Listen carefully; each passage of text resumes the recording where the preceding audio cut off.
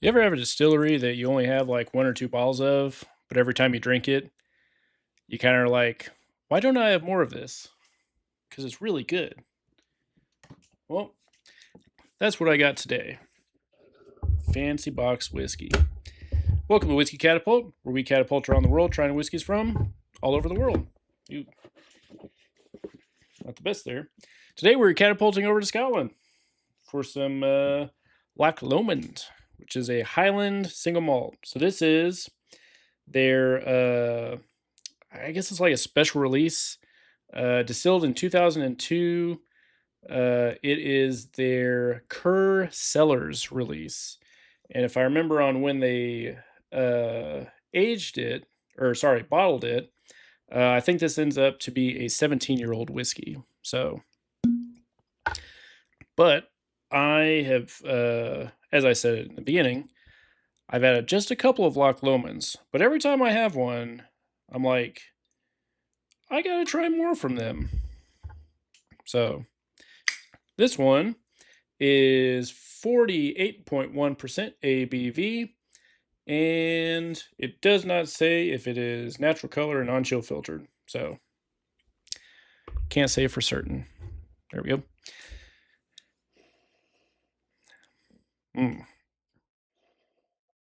This is sweet, very fruity. Slight earthiness on here, not peat. Almost a little bit of kind of a zestiness to it. And just a little bit of oak. Almost a, not quite sour, but kind of like a ripe or over-ripened fruit. Very interesting nose.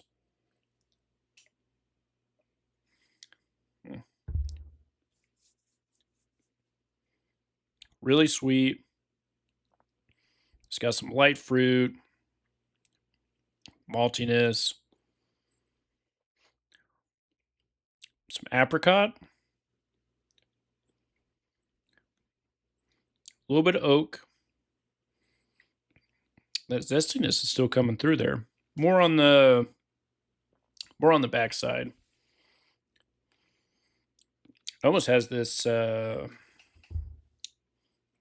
older funk to it. I don't know how else to describe it. If you've had older aged whiskeys, it kind of has this old school style funkiness to it. This has that, despite not being quite that old. 17 is kind of old. Really nice.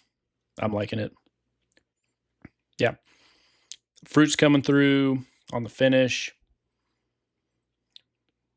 A little bit of oak. Some of that kind of zestiness is still there. Yeah. This is lingering for a good while.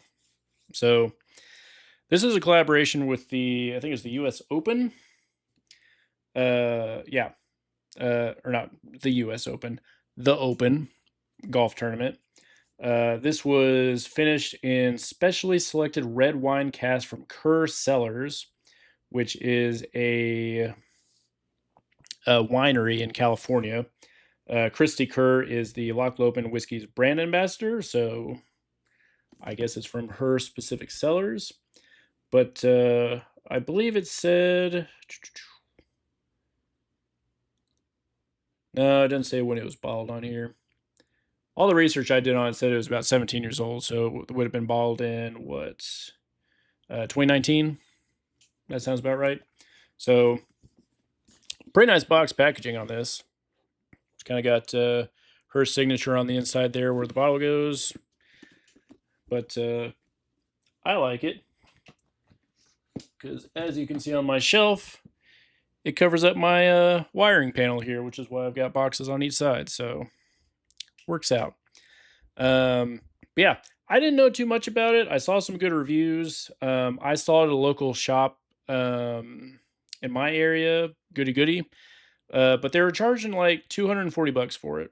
and that was kind of out of my price range for a 17-year-old Scotch. I'm sure that the wine distillery that the cast from are probably on the premium side. I've seen what they charge for some of their bottles of wine, and it's on the premium side. But a little too much for me then. But there's a different liquor store I saw it for, and they're selling it for 160. So I jumped on that and got a bottle. And if they still have one, I may go back and get a second because I still have a little ways to get through this one, but I'm really digging it. So it kind of bothers me that there's always a price discrepancy on different places and stuff like that. Not having a MSRP or just overinflating it, and there could be different. They got their order in at a different time, different distributor, different costs, all that stuff's in play. But that's a pretty wide margin from 160 to 260. You know what I mean? Mm. Really nice nose with that sweetness coming through. All that fruitiness too. Mm. Yeah. It's just sweetness, fruitness. That apricot's hitting there. Still has that little bit of oak just on the baseline. Just that little bit of zestiness in there. I don't know how to describe it. It's not quite citrus. Because that's usually where like lemon zest and stuff like that, that's where that's associated. But it doesn't quite come through from like a, yes, that's lemon, or yes, that's lime, or, orange or something like that. But it's very, very close. Closest thing I could compare it to. Mm. Yeah. So 48.1%. I'm going to add just a little bit of water. See if that opens it up. 2, 3, 4, 5. 5 drops of water. Not too much. Found my little dropper so I don't have to pour in, potentially risk drowning my whiskey, which I've done. Yeah. But I've had other bottles from Loch Lomond from Scotch Malt Whiskey Society that have been really good, really enjoyed. They have, it's hard to describe. They have other distilleries that are like under the Loch Lomond umbrella, and they will call it a different distillery if they do it in a different format, if that makes sense. So if it's peated, it could be like Inchmurrin. If it's single grain, they could market as something different. Usually you'll see that from independent bottlers. So if you see the name of one you haven't seen, look it up and Google it. It could be under Loch Lomond. I know that Inchmurrin is part of it, and I'm sure there's a few others too. And it usually just depends on like what style they're kind of outputting it at. But their official bottlings like this will always say Loch Lomond. But look out from independent bottlers. SMWS, Scotch Malt Whiskey Society, does a really good job of whenever you see the distillery code and type it in, if it's part of Loch Lomond, it'll have that in parentheses under the other distillery name. So worth keeping an eye out for that. But I've heard good things about the regular releases. Like they've got a 12-year, 18-year purple label that I've heard really good things about. I had one of their releases for, I think it was also for the, I keep saying the US Open, for the Open golf tournament. And I got it for like $30 and it's 40% ABV. It's pretty good for a $40 whiskey. Wasn't like blow my socks off, but I mean, for the price, it's pretty decent. So they're just one of those that like, I never think to, anytime I like go to a whiskey shop and stuff, like I never really think and gravitate towards Loch Lomond. But every time I have something from the distillery, like it's just like, man, this is good. I got to look into them more. And I just always forget to. So my loss, I guess, Okay. Some of that older funk is hitting the nose now. Still has some nice fruit. Oak is about the same. Still has that nice sweetness. The earthiness has kind of faded from the nose. I'm not picking it up anymore.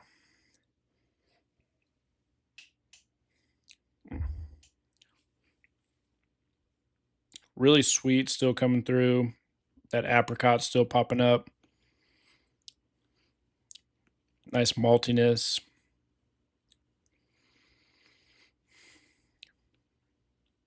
Not quite as much oak coming through now, but man, you still get that nice like older funk to it. I don't know how else to describe it. I'm not sure what that note is, but anytime I have like an older style whiskey that's like 25, 30 years old or stuff like that, a lot of times it'll just have this kind of like oldness to it that just comes through, and it's hitting on this one, despite only being like 17 years old. Does not hamper the finish at all. Still going strong. Fruitiness, that zestiness. Still a little bit of oak on the end. Yeah. It lingers a good while. So this is a good pickup. I still see it available in my area. Obviously, if you can get it for 160, get it for that. I'd be a buyer again at like 180, 190, knowing that I like it, knowing that it's good. Anything above that, I just can't pull myself to buy it at that price. Anything over 200, I'm out. It's a little too much for me on that level, but as it is, this is good. I'd actually enjoyed it so much while I was researching, like, the Kerr winery. I'm not really a wine person, but I almost bought a bottle from Kerr Cellars. So that's how good it was. So yeah, cool little collaboration, nice packaging, great whiskey. I recommend. So, and hopefully I'll remember to get some more Loch Lomond in the future. Have a couple bottles available. So yeah.